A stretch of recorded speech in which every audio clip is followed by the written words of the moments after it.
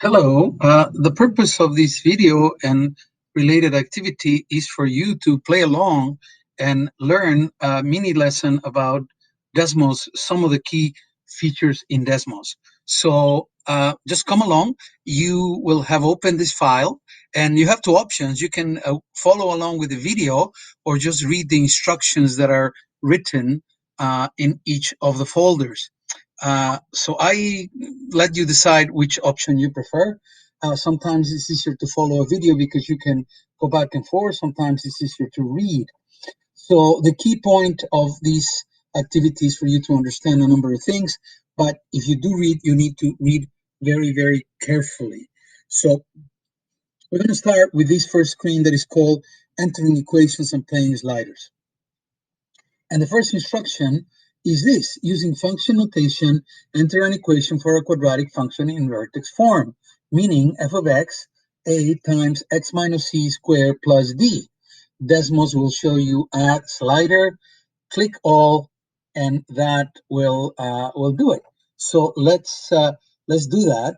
I'm going to type f of x equals a, exactly what I was asked, x minus c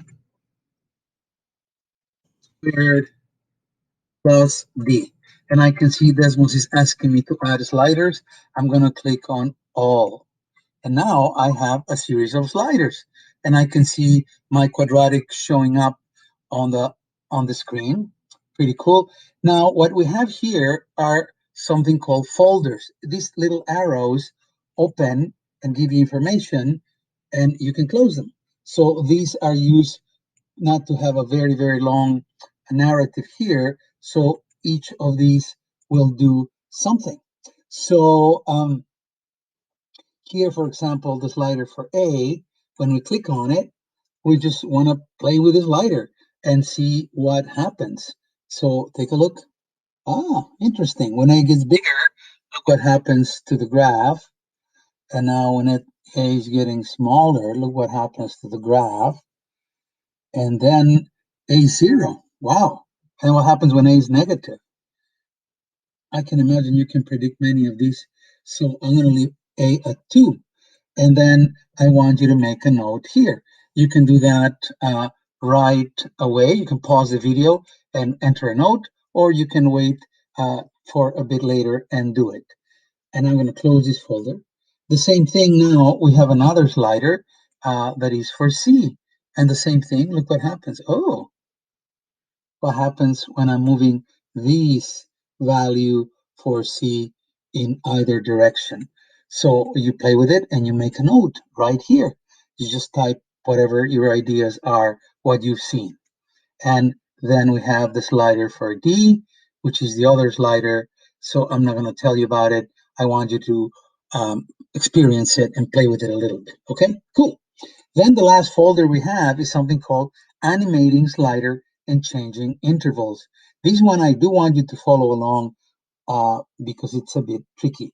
So we're going to make this parabola dance. So what we're going to do is click on this little button here to the left of our slider, and look what's going to happen. The values are changing, and look how the graph changes with these values. It's kind of crazy. And then what if I move the C? Oh, look, the two things are happening at once. Wow. And then if I move D, the parabola is going to go crazy. So we have all these options that we can animate. I'm going to pause the animations somewhere, and then I'm going to just leave these like this. Okay. So that's how we animate things here. Remember to stop the animations, otherwise things keep going on forever. But this is cool. Now, we can also change how much our sliders go by or go from to 2. It's kind of the range of the sliders. So to do that, I'm going to click here on any slider on the value that I have here. Right now, by default, the slider changes by 1 at a time, and I put it's done from -10 to +10. I'm going to change these to go from -20, +20, I'm going to make each step of the slider 1/2. Then I want you to see what happens. Take a look. The values that you will see for the slider here, I go 0.5 increments. And now I can go beyond 10. I can go all the way to 20, or conversely to -20. Look what's happening every time I change. It only changes half, or 0.5. And then, of course, you can do that for the other sliders. This is what you're asked to do here. And when we're done, we go to the next screen. Please, when you're done with any folder, close it so your activity looks tidy and you just can leave the quadratic here. Cool. So let's go to the next one. The next screen is about entering nodes, converting to tables, and plotting points, something that is very valuable. So here's the first folder, entering nodes. To enter a node, we have to do something. By default, Desmos expects us to enter a formula, to enter math. But what if we want to enter text? So the way we do this is like this.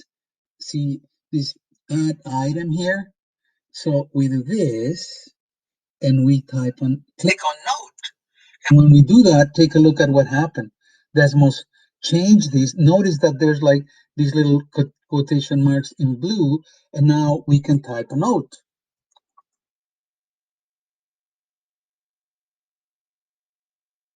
If I try to type a note in the space above where Desmos expects formulas, look what happens.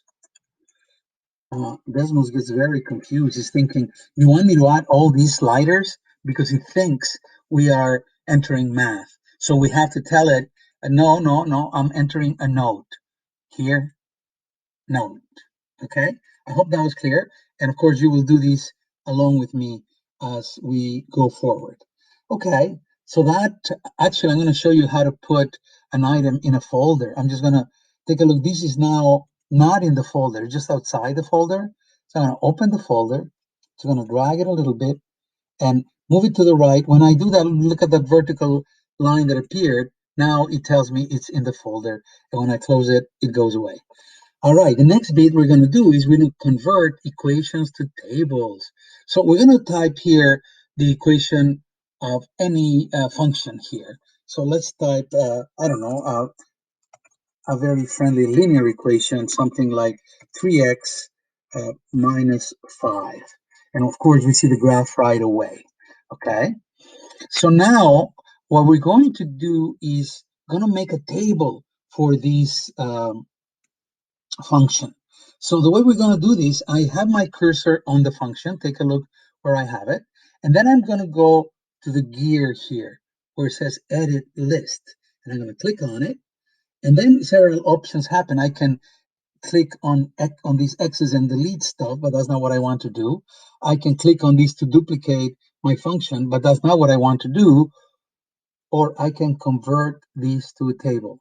And when I click, look at this. It has created the table of values from -2 to +2 for this table. And of course, if I change my function, if all of a sudden this becomes 3x squared, the table is updated. And I can enter other values if I want for my function. I can just move the cursor below here. What if I wanted to know the value for 3? Desmos figures it out. If I wanted to find the value for -1/2, Desmos finds it out for me. So pretty cool. I can put any function and convert it to a table of values with one click. So now, very good. That's how we convert to a table. Okay. And of course, we can also hide the graphs if we want to. Take a look here by clicking on this blue button.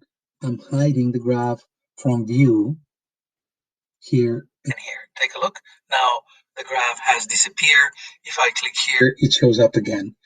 And if I even have this one off and this one on, the graph will show. When I click here on the table, it shows me the points that I have on the table. So I can also do this. Okay, so that is how to do tables, converting equations to tables. I'm going to close it. Now we're going to plot points and show labels. So actually, I'm going to hide my function that I had. I'm going to hide it. I know it's there. It's still there. It's not that I didn't erase it, that I erased it. It's just I hid it. So now we're going to plot static points. To plot points, all I have to do is literally type the points like I do order pairs. So why don't I type a point as an example, 1, comma 2, for instance. And if you notice right away, Desmos plots it for me and it shows it on the graph. I'm going to plot 3 different points and I invite you to follow along. You can plot the points that I'm plotting or you can plot different points. It doesn't really matter so long as they are entered correctly. So let's say I go 3, comma 5, 1 point in quadrant 2, and I'm going to put one more in quadrant 3. So something like -4, comma -1, for instance. And if you notice, Desmos is giving them color, and I can also click on the label. When I click on the label, it shows me the coordinates of that point. Take a look here, or that one, or this one. So now I graph them and I can see the points, but I can also change these labels uh, to letters if I wanted, or anything I wanted. So let's say I wanted to call this point P, and when I just type the letter P, it changes it, right? If I wanted to call this point Q, I could do that, right? You can see that how it changed, and so on and so forth. If I want to call this point hello, look what happens. Very cool. Now I can also change the color of the points and all the features of these points. So please come along, take a look. If I click and hold the circle, I have a number of options here for my point. So look what happens to this point P that we have identified.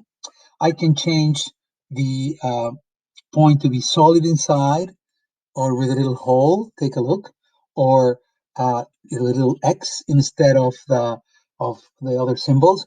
I can change the thickness of the line or that we have, or I can leave it the way it was. I can change a few other things like the color. Now I can make it blue or green. Let's make it green. And also I can change the position of the label. Take a look at this little diagram. Right now, our letter P is under the point. I'm going to make the point again, just a dot, and I'm going to put the letter above it. Take a look.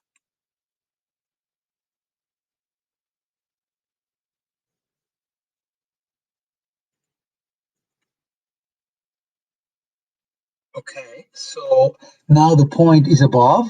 If I wanted it to the left, I just click here, to the right, etc. So I can change the angle. We're not going to go into that.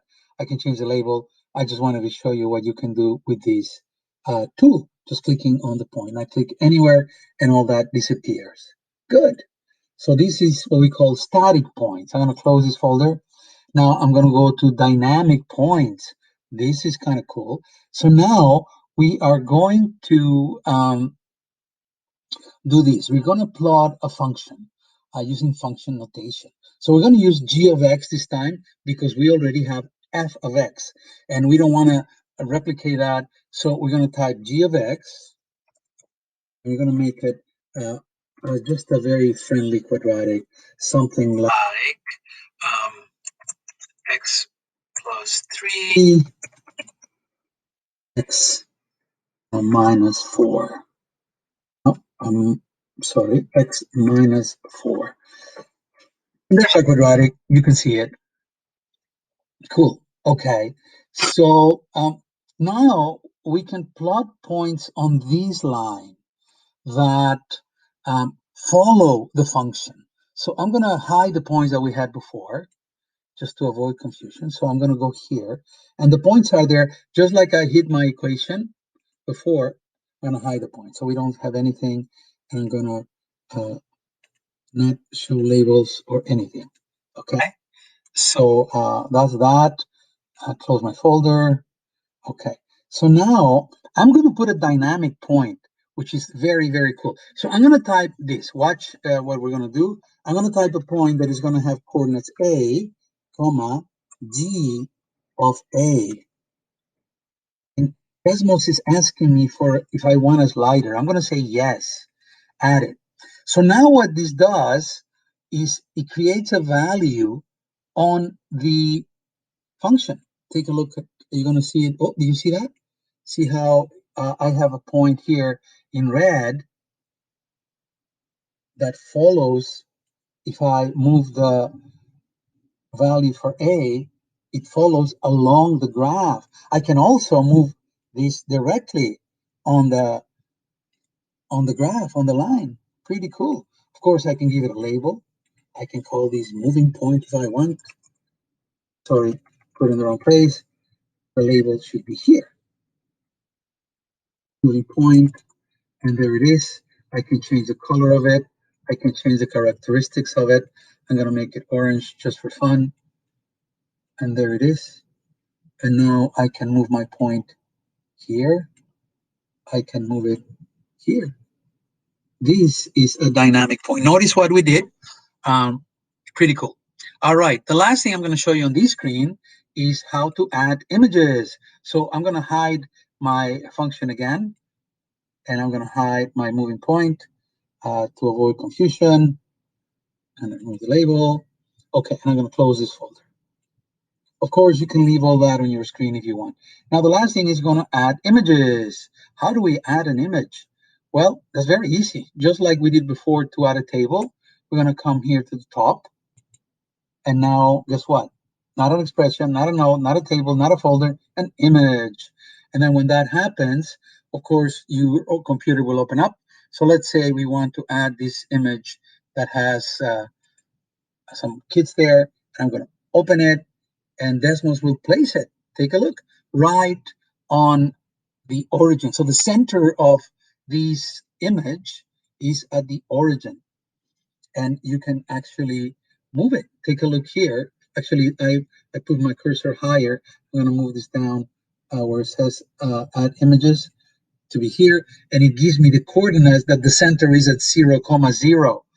It's at no, it doesn't have an angle, it's at 0 radians. Don't worry about that. It gives me the dimensions. The 8.2 is the width, height is 10. I can change this. Take a look. I can resize it. I can move it. So these will come in handy when we do some of our math labs, because you can bring the image and you can move it. So move it so that your bottom left corner is at the origin, and then you will play with it. So pretty cool. All right, I'm going to close this folder. I'm going to go to the next screen. Then our next screen is a very powerful tool. There's a number of things that we are doing here. So please come along. We're going to resize the window. Pay attention to this, because usually we just play with a mouse. Look at this and make it bigger or smaller. But when we do this, everything resizes at the same scale. So that causes a lot of trouble. So I never recommend people do that, but instead resize the window. So take a look at what we're going to do. First, we're going to start entering a function. And this is a different function. It's kind of a cool function. I'm going to type it, and I need you to do the same as you follow along with me. V of x, so that could be volume, and it's going to be this function, x minus 22 multiplied by x minus 28. That looks like factor form. Actually, it is, but it's not a quadratic, it's a cubic function. Cool. But now I don't really like the way this looks. Take a look. I can only see this line. It is not really what I wanted to see. So I need to change this setting, but I'm not going to do it by zooming in or out. Okay. This is what I'm going to do. I'm going to change the setting here where it says graph settings. And if I read my instruction here, it tells me change the axis as follows. The x-axis to go from -1 to 25. That's what I'm going to do here. Take a look. From -1 all the way to 25. Right away, that changes. That's okay. Now, for the y-axis, which seems to be more, well, more out of scale, I'm going to go from negative 500 to 2,500. So let's do that. Negative 500. So I can have big values to 2,500 here. Wow, now take a look at what I can see. Now I have my graph looks so much better, and I actually going to label the axis. Okay, um, I'm going to label the axis. I can do that here. So let's imagine that this was about volume, and these one, it could be, I don't know, the height. I can label it height. I can put centimeters, for example, and then the y-axis, it could be volume in centimeters cubed, and take a look how that is labeled. I also can show um, the arrows for the axis. Take a look here. And if you see that now, my graph looks very professional, right? I have labeled the axis properly. I have scaled it properly. I have the arrows the way it should be. This is pretty cool. Very nice. Now, let's imagine that really this is good, but I don't need to see everything about this because this is about volume. And I know there's no negative volume, so I don't want to see anything below the x-axis. So this is what we are going to do to achieve that. Go to the next tab, the next folder is called restrict the domain. So what if we need to just see a portion of the function? That's exactly what we're going to do. So the way we're going to do this is I'm going to open my function. Here is my volume function that I had before, and I'm going to restrict the domain so I can go from 0 on the x-axis to 22. That's all I want to see. And this is how I do it. I put the cursor next to the last x, and I'm going to use these curly brackets. I'm going to enter the interval. So it's going to be from 0. And let's say I want these to be strictly smaller than x and strictly smaller than 22. Oh, look at that. Now my graph doesn't show any negative values because I restricted the domain. If I wanted to make this to touch 0, right now it doesn't touch 0, it's bigger than 0, I would do this, smaller, and I can also press the equal sign after. And look what it does, smaller or equal to 0. And the same thing here for my next value that I accidentally just deleted, which is a good thing because I'm going to undo. Okay, so now this is very powerful to the undo and redo. Needless to say, I use it all the time. So I'm going to do these smaller or equal. Yeah. You can also use this keyboard here. And this is a very powerful keyboard. I have smaller or equal symbols, X, I can have functions, I can have all kinds of the letters of the alphabet. Pretty cool. So I'll let you explore that. I just wanted to know where it is. So right now, we learned to resize the window by playing here. We learned to restrict the domain by changing how we express our function after with the curly brackets. Very good. Now let's see if we want to hide the axis and we want to hide the grid to make the graph look even different.